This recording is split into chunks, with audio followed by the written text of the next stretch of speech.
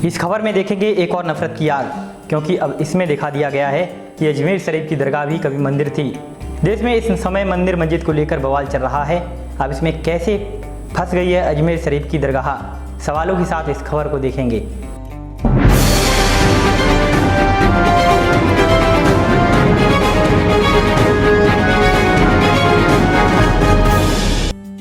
दोस्तों नमस्कार, आप देख रहे हैं द दस्तक 24। मैं हूं आदर्श कुमार। दोस्तों ज्ञानवापी मस्जिद, मथुरा, ताजमहल और कुतुब मीनार के हिंदू मंदिर स्थल विवाद होने के बाद अब अजमेर शरीफ दरगाह तक मामला पहुंच चुका है। हिंदुवादी संगठन महाराणा प्रताप सेना ने दावा किया है कि अजमेर शरीफ में हजरत मोइनुद्दीन चिश्ती की दरगाह में स्वास्तिक सहित कई हिंदू प्रतीक चिन्ह हैं और इसका सर्वे आर्कियोलॉजिकल सर्वे ऑफ इंडिया से कराया जाना चाहिए।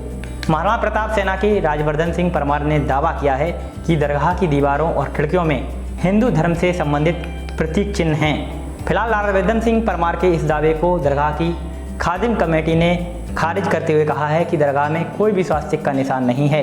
दोस्तों दरगाह का विवाद समझने से पहले हम दरगाह परिसर में बने 2.5 दिन के झोपड़े के इतिहास को 1 मिनट में समझ लेते हैं।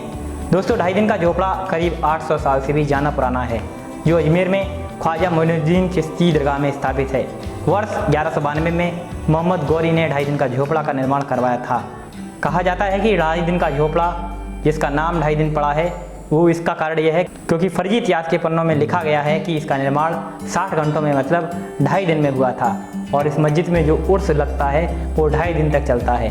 दोस्तों मुझे बस आज एक वीडियो की याद आती है जो वर्ष 2017 में प्रधानमंत्री मोदी साहब ने बनवाया था। एक बार यह वीडियो देखते हैं। हमारा तो उत्तर प्रदेश ऐसा है, यहाँ भी खुदा, वहां भी खुदा, यहाँ भी खुदा, वहां उधर भी खुदा, जहां नहीं खुदा है वहां कल खुदेगा। आपने देखा कि प्रधानमंत्री मोदी ने यह बयान 2017 के यूपी चुनाव के वक्त दिया था, जिसमें वे कह रहे हैं कि यहाँ भी खुदा है, वहाँ भी खुदा है, जहाँ नहीं खुदा है वहाँ कल अवश्य खुदेगा।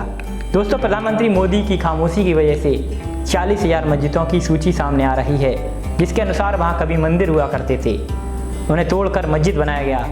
अब इसी लिस्ट में अजमेर शरीफ का भी नाम सामने आ रहा है।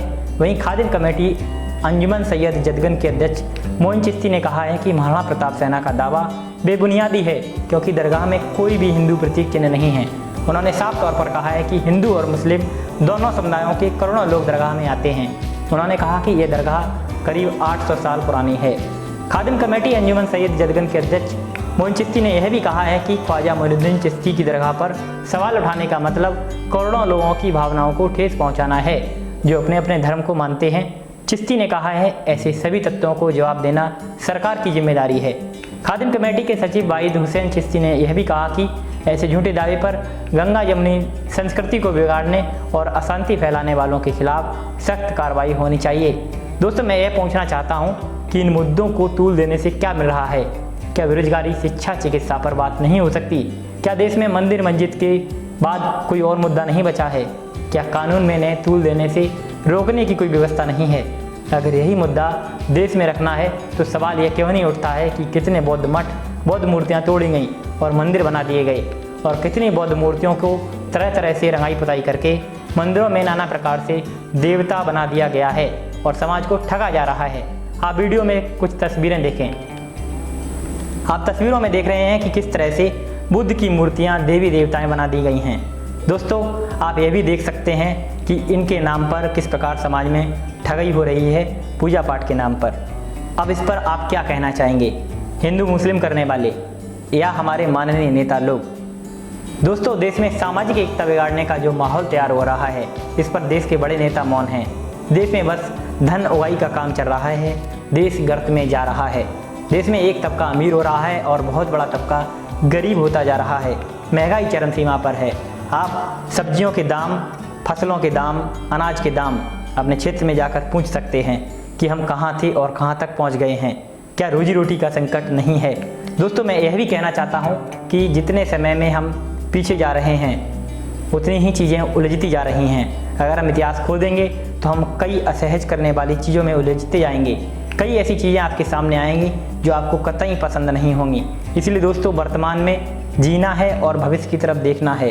अगर हम वर्तमान में अच्छे से एकजुट होकर सामाजिक एकता के साथ रहेंगे तभी हम देश के उज्जवल भविष्य का निर्माण कर सकते हैं। दोस्तों, मुगलों, ब्राह्मणों, सनातनियों, पाखंडों, झमेलों, कुरीतियों में रहकर देश का कुछ नहीं होने वाला है। हम उलझे हैं और उलझे रहेंगे। दिमाग की बत्ती जलाइए और कुछ सीखिए। हमें दीजिए इजाज़त। नमस्कार।